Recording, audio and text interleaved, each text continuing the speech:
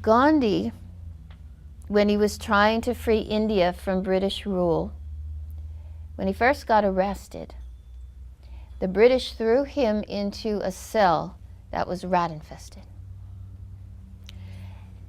They gave him, you know, he used to like his little dhoti. They gave him clothes that were not only dirty, but were infested.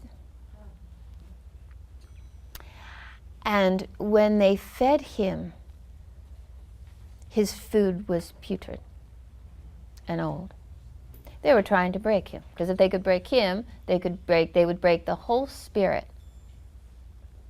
of the movement to free India.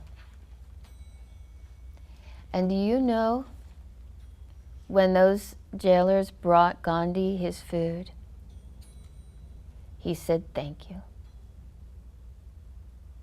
He said, "Thank you." He knew. He knew that only love could change, could free India. And not when he was in front of a bunch of people and a microphone in front of his face, or later on going to see the King of England and talking to him about freeing India. That he had to be consistent, even in the cell when no one else was there and knew but the jailers. But can you imagine when he received that food and he said thank you? Can you imagine the impression that must have made on those men? Must have scared the bejesus out of them, because they realized there was nothing they could do to this man that could change his attitude. He was determined to love no matter what. Now, we won't have to, we're not world leaders. We won't have to, at this point, go through that kind or that exact extreme circumstance. But if we look at our lives and what we're being asked to do, you know, maybe someone here has a mate that isn't faithful. Or you lost a child that died, you know, child died either young or even as an adult. To me, I just can't imagine anything. And I know at least one of you here has experienced that.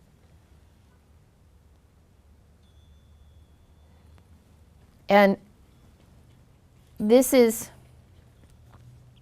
extreme. But there is a reason for everything in our life. And if we may not, like Gandhi, be able to say thank you right away, but if we continue meditating and just asking to be awakened, to see the reason for the hardest situations in our lives, help us to grow from this. Divine Mother, I trust you. I can barely stop crying. Like a friend of mine came to see me on Saturdays, came from my class, and she lost her partner that she loved very, very deeply after 43 years of marriage. And she's been a yogi for decades, meditation, never, just as faithful with her practice, her Kriya Yoga. And she said, I'm devastated. I know where he is. I know the truth. I know. She said, I'm devastated. I miss my beloved. And I found a letter that was written by Ram Dass in this amazing book. It's interesting, one day I was coming in to do a workshop after Tom had just finished yoga church, and as I came in, I noticed a gentleman standing there with books in his arms, and his energy, this energy that I noticed him. He stood out.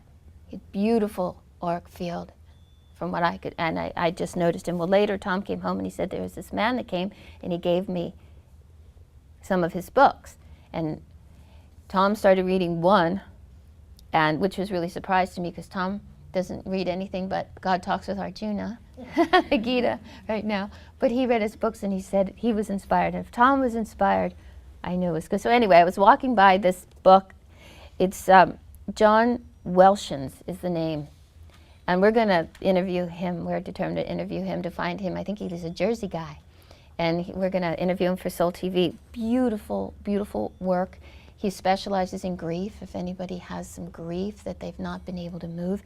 And this particular book is called When Prayers Aren't Answered. And he tells the story of some people, husband and wife, that moved to Seattle, to a sleepy little town. And their 11-year-old daughter got abducted, raped, and murdered. And the grief, of course, and the shock and the stun was just beyond anything anybody could say. And John knew this couple, and Ram Dass found about the couple, and he wrote them a letter. And I'm going to read you the letter, and I'd like you to apply this to the biggest trauma that you've ever been through in your life, because it's absolutely stunning and filled with amazing truth. Not easy to fulfill, but it's the highest truth of how to look for these tragedies.